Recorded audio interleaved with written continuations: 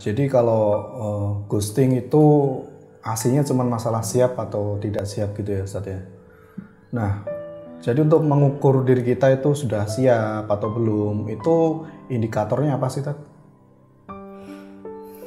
Untuk mengukur siap dan tidak siap diri kita itu, pertama indikatornya adalah kita bertanya ke orang-orang di sekitar kita dulu. Artinya sudah tidak ada pertanyaan lagi bagi kita di dalam benak kita bahwa nanti nikah itu gimana ya? Saya harus hidup seperti apa ya? Nah gitu. Terus bapak ibu saya gimana kira-kira pendapatnya tentang saya yang sekarang?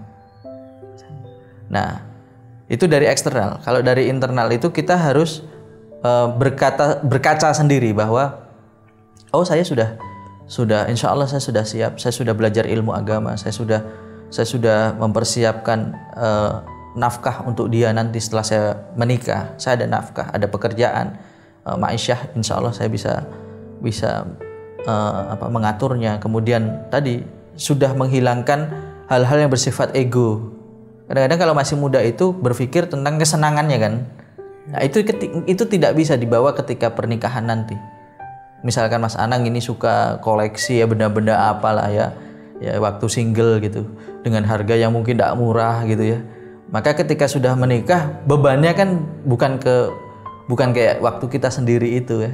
Kita bisa bebas beli gitu. Tapi kita sudah punya istri. Nanti belum lagi kalau misalkan dikaruniai oleh Allah anak, ya kan kita harus mengatur rumah tangga. Ternyata duit yang dulu bisa buat beli hobi-hobi itu ya saat ini sementara waktu kalau memang nilainya tidak bisa banyak, ya sudah harus ada priority. Nah itu kita sudah siap belum? Banyak hari ini tuh karena terkesan first impression. Wah pertama lihat langsung senang. Itu nafsu teman-teman. Jadi untuk tahu itu nafsu atau bukan tuh lihat secara menyeluruh. Kalau kita melihat secara menyeluruh ternyata lebih banyak aspek yang tidak mendukung atau memberikan supporting system kepada kita untuk menikah, berarti kita belum siap itu. Berarti itu nafsu. Kalau seandainya kita ngeliat ahwat nih misalkan atau ikhwan, wah kayaknya itu jodoh saya.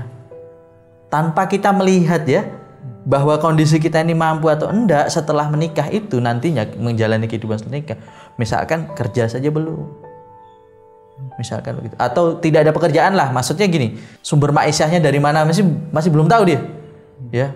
Kan mencari uang tidak harus bekerja dengan orang lain, misalkan bisa berdagang dan seterusnya. Tapi itu dia belum tahu. Misalkan seperti itu. Terus tadi masih sebetulnya masih punya keinginan kayak pengen beli ini, pengen beli itu. Yang kalau itu nanti Anda punya istri, Anda akan repot. Ya kan? Nah, kalau itu tidak bisa atau belum bisa Anda tundukkan, Anda masih berpikir tentang diri Anda, bukan tentang bagaimana keluarga atau orang yang Anda pimpin. Dan Anda memaksakan untuk menikah dengan wanita yang baru Anda lihat itu, nafsu itu namanya. Wah, kalau enggak sekarang nih, bisa diambil orang, nafsu itu. Makanya setelah kemudian dia melakukan proses, pulang ke rumah merenung, tidak ada supporting system yang mendukung dia nikah, ragu. Tidak ada kemantapan.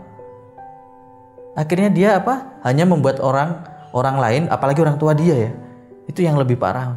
Artinya akhirnya menilai, mending kalau kemudian yang disalahkan hanya si laki-lakinya. Kalau sampai ke sistemnya gimana? Ini ta'aruf nih, sudah nggak bagus nih. Ini yang mending pacaran lah, jadi kenal dulu. Ini akibat orang-orang yang tadi menjalankan syariat, tapi dengan hawa nafsunya, bukan karena dengan perintah, dengan ketaatan. Karena Islam ini ma anzalnaka 'alaikal qur'ana litasqa. Karena Allah menjanjikan sendiri bahwa Al-Qur'an itu diturunkan kepada kita tidak untuk menyulitkan hidup kita. Syariat ini loh diturunkan kepada kita itu tidak untuk menyulitkan hidup kita, justru untuk mempermudahnya. Lalu apa yang membuat orang sulit menjalankan syariat ini? Karena hawa nafsunya. Yang tadi memaksakan belum siap kok kemudian disuruh wah ini first impression, first love, cinta pada pandangan pertama, sepertinya ini jodoh saya, padahal dia nggak siap. Ya itu yang harus menjadi pertanyaan kembali gitu.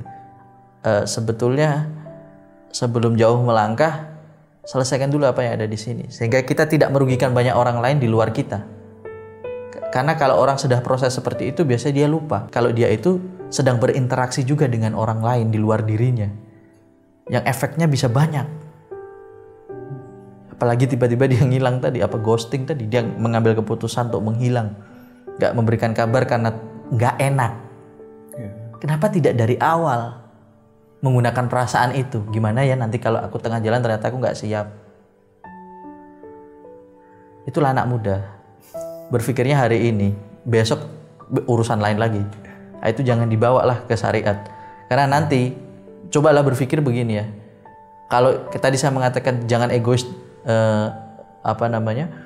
dengan urusan kita saja. Ini lebih tinggi lagi kaitannya.